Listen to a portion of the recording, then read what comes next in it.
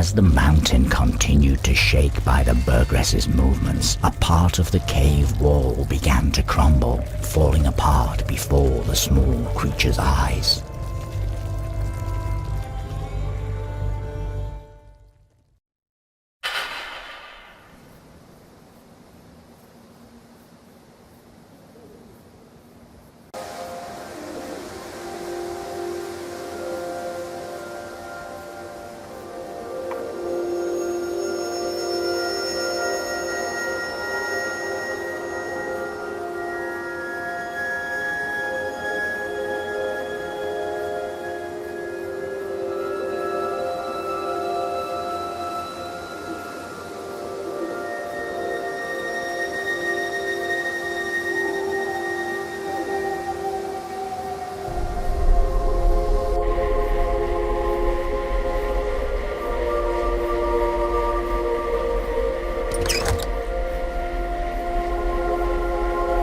The creature peeled off some of the moist moss.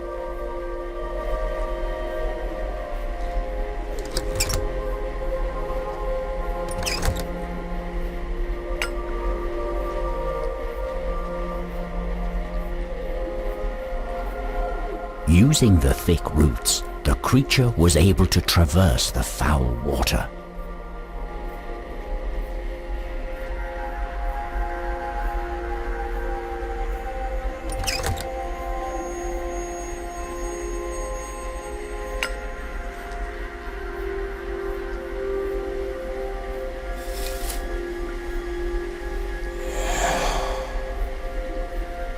As the creature placed the dried flowers in the vase, it felt a chilling gust of wind moving across its small body. Out of thin air, a transparent entity appeared, floating above the gravestone.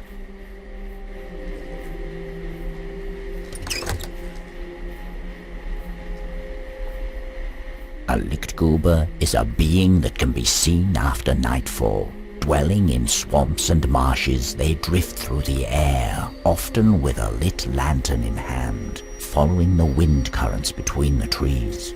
Their alluring light is said to mislead travelers off the road and deeper into the marshes, far away from any who would hear their cries for help. "Hello! Hello!" the Lichtgruber shouted as the creature approached him. "Hello there," the small creature responded, happy to be welcomed for once. "Hello, where are you? Come back," the Lichtgruber continued, seemingly not taking notice of the small creature. "I'm down here," the creature said, feeling slightly confused as it waved its little hand to get the Lichtgruber's attention. The Lichtgruber stopped shouting and looked down at the creature. "They're all gone. All my friends blew away with the wind. Don't they like me anymore? Why would they leave me?" The Lichtgruber sobbed as he covered his face with his shroud. "I didn't mean to scare them. I really didn't. You believe me, don't you?" the Lichtgruber continued as he regained his composure. "Sure I do. Say, what do your friends look like?" the small creature asked. "Maybe we can help you find them." "Well, they are small and bright-looking. They live in my lantern, you see. Without them, I would never be able to find my way through these marshlands," the Lichtgruber said, making a sweeping gesture through the air. "Is that one of my friends you have there on your shoulder? You aren't stealing my friends now, are you?" the Lichtgruber asked with a stern and almost threatening voice. No, this is my friend. She can't fly, so there's no way she could be one of them," the small creature exclaimed, protecting the Alva with its hand. "I see," the Lichtgruber sighed in disappointment. Would you at least please take my lantern and keep an eye out for my friends? 5 of them there are. I will remain here in case they should find their way home.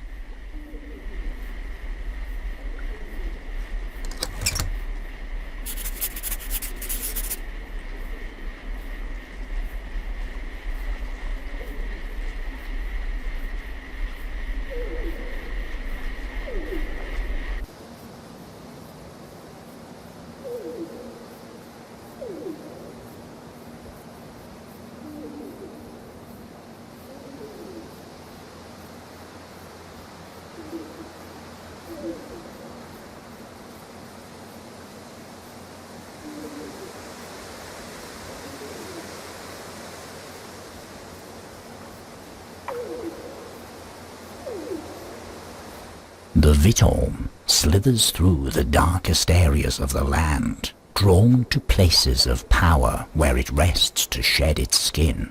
The skin of a Vittorm is rumored to retain a strange kind of magical power, and anyone that manages to get their hands on one should be careful not to look into its entrancing glow for too long.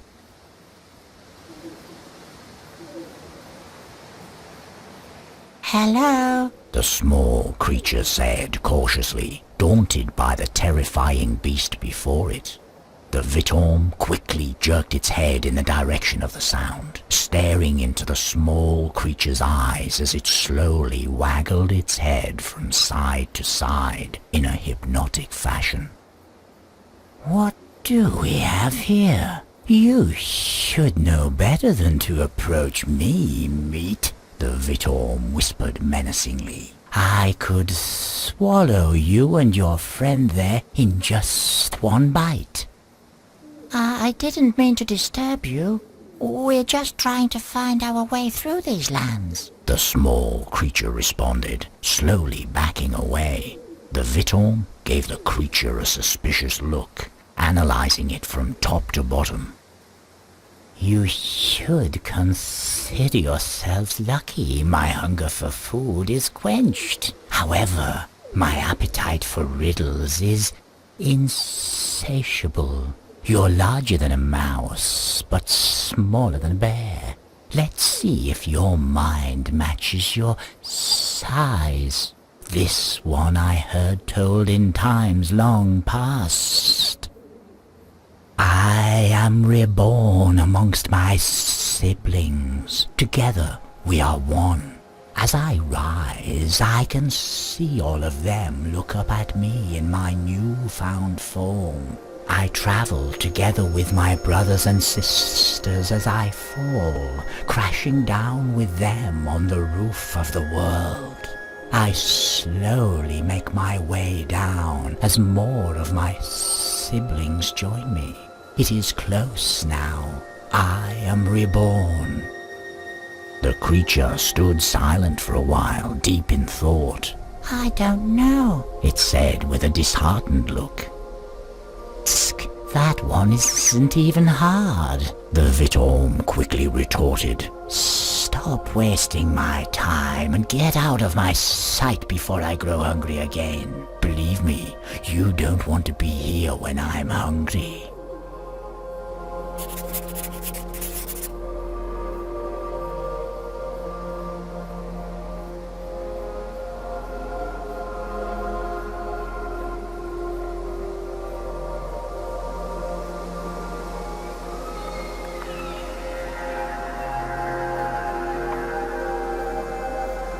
A natrum, with one of its eyes gleaming unusually bright, was sitting on a stone. Hello? I think we've met before, haven't we? The small creature asked the natrum, who was already busy studying it, twitching its head back and forth. A great ordeal fleeing into the devouring darkness, yes. Many shapes and figures lurking, yes. Ready to assist the darkness. Cannot get out. Sounds echoing from the depths. The natrum croaked and went silent for a while. Then, as if it had forgotten something, it continued. A light, a blinding light, yes, leading the way out to the open sky. The darkness conquered, sealed away with rocks and stones. Safety! The Natrum croaked and stared into the distance. What will happen down the road? The small creature asked. Is there a way for us to find what we seek? The Natrum stared at the creature for quite a while before opening its beak. As it was about to answer, it stopped itself and slowly closed its beak once more. What's the matter?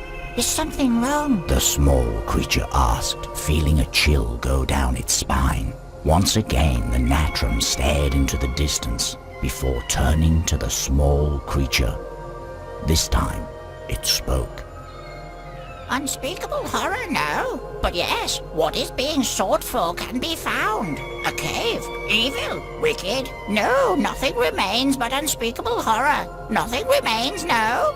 The Natrum croaked before suddenly taking off, as if in a hurry, disappearing into the woods below.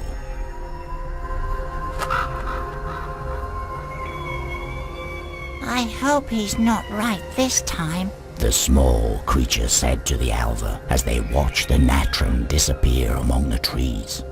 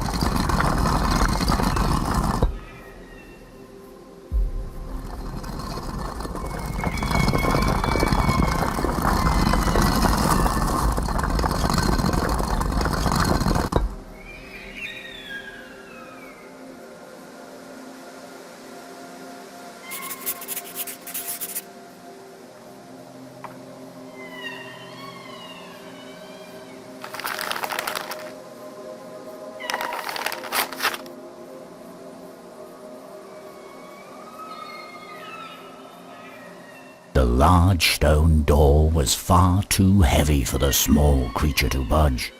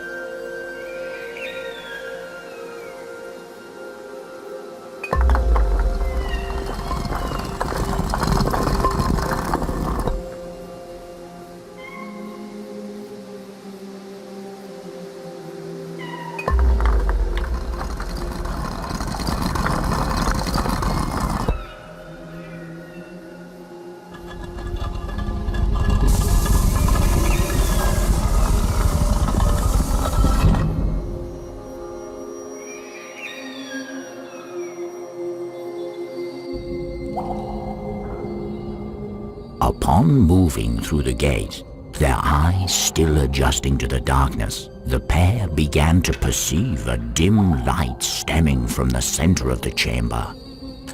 Lodged in what appeared to be a crudely carved altar was the cup of Sigrin, decorated by etchings telling of acts long forgotten, a golden chalice which corrupts what is poured within it. Yet the pair had no way of knowing this, but simply marveled at its beauty as they remained still for a moment in the cold chamber. Would it really be all right for us to take something like this? The creature looked at the Alva, whose big eyes reflected the cup's glow. I suppose it's of no use to anyone around here anymore. It continued, respectfully removing the chalice from the indentation in the altar.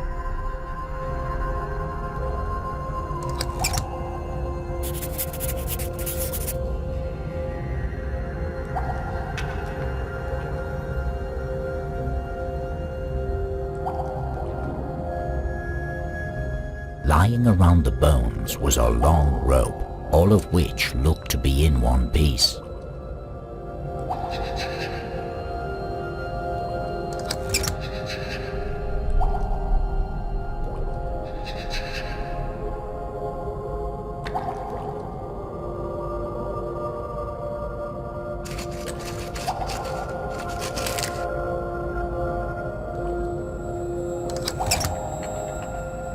As the creature touched the skeleton, the skull fell off, exposing a burning airbloss.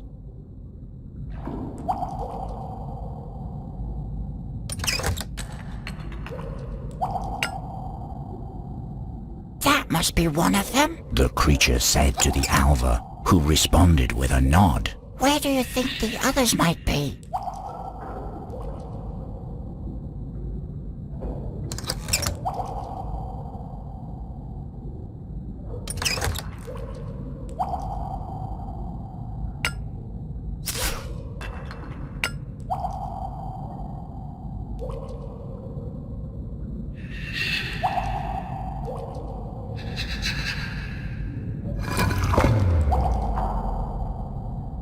The creature placed the stone tablet into the opening in the wall. As it was put into the opening, the tablet began to glow. What do you suppose this means? The small creature asked the Alva, as both of them tried to figure out the strange inscription.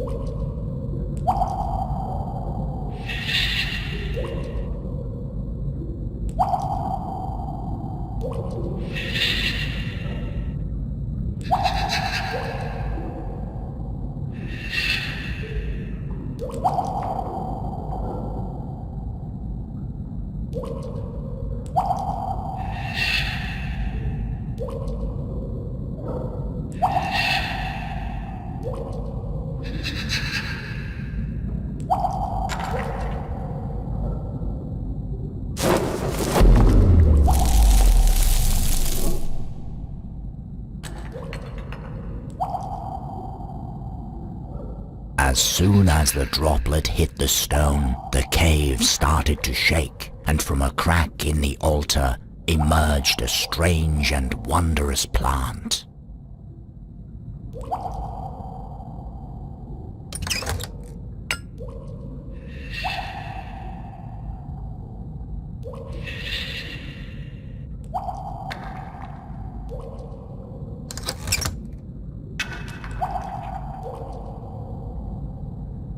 A strange apparition in the shape of a plant was spreading a calming glow throughout the chamber. The plant reacted as the creature's hand went through the transparent stem, giving off glowing spores in response to its touch. As they filled the air, the alva let out a loud sneeze.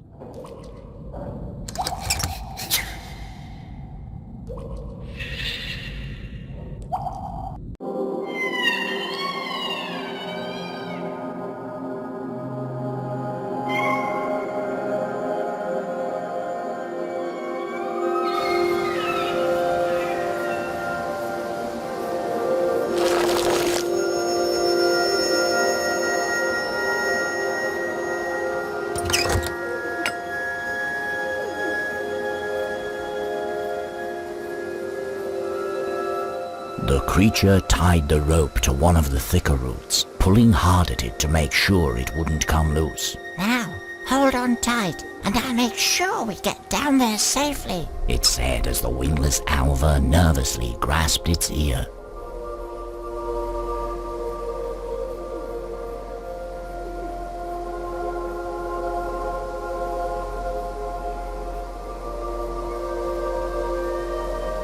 At the bottom of the ravine lay the remains of an old cart, which probably belonged to someone of the creature's size.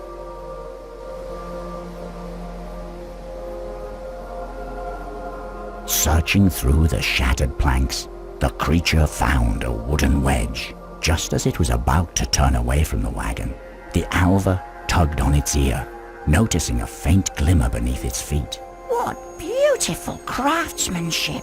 The creature exclaimed, brushing aside the tall grass concealing an old necklace. As the starlight made its way down the ravine, something about the necklace seemed strange as the creature studied it. Its shine vaguely different from metals it had previously encountered.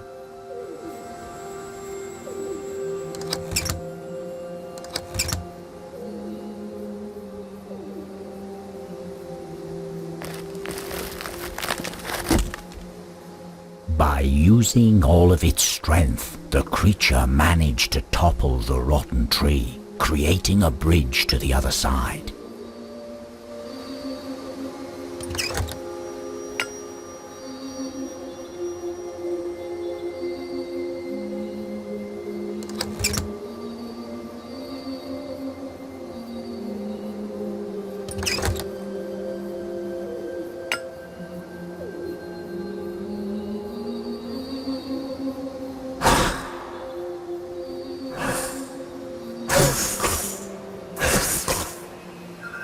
As the spores reached the Vitorm's nostrils, it couldn't help but to sneeze, and from its mouth a disoriented ear bloss came drifting out.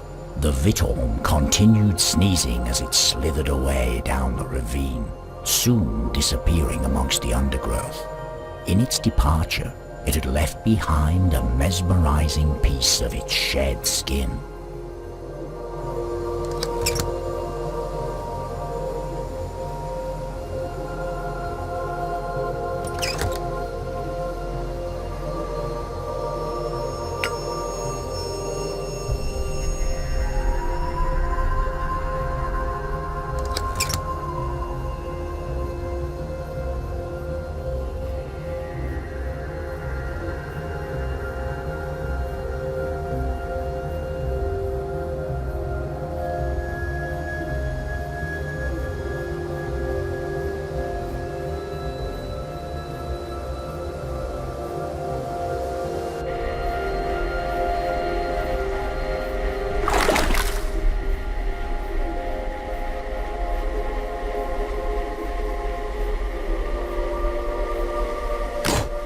As the creature approached the bison, it opened its eyes, looking around to find the one who had awoken it from its sleep.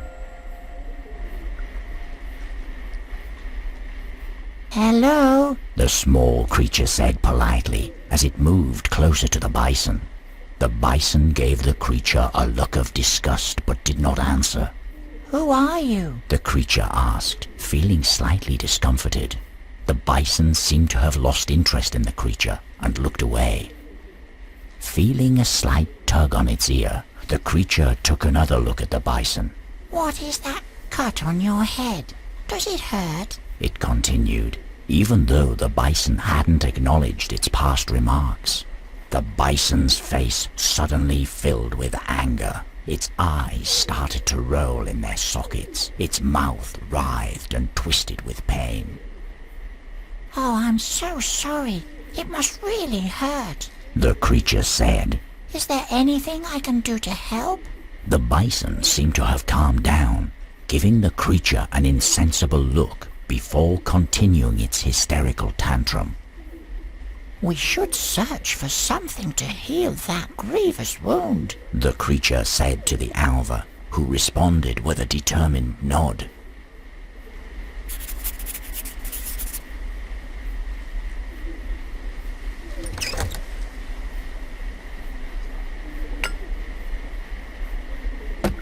As the creature struggled for a while to fit the wedge into the hole, the bison's eyes and mouth stood wide open.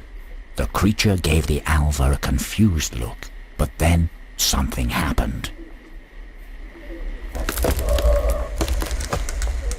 The ground started to crumble violently, and with the sound of roots snapping and twigs cracking, the bison rose from the ground. A loud creaking could be heard as it stretched out its arms before looking down at the small creature with the same insensible look as before.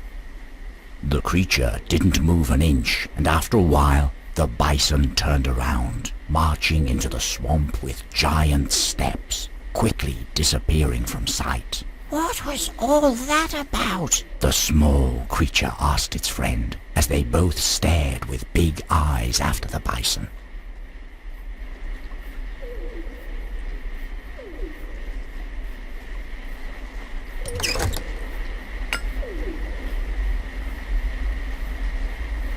That should be all of them, the creature stated with a sigh of relief. Perhaps we'll now be able to leave this place.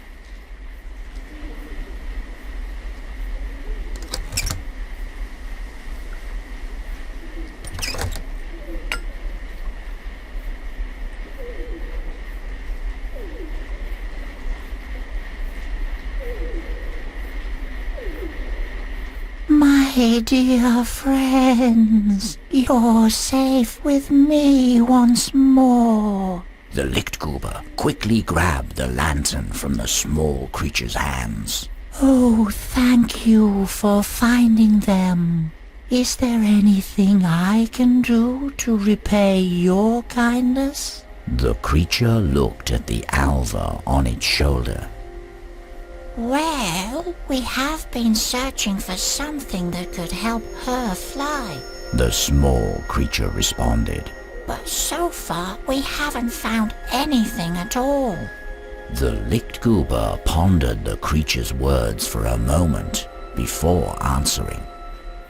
I know of a very old place. However, it's not somewhere I would like to take the two of you.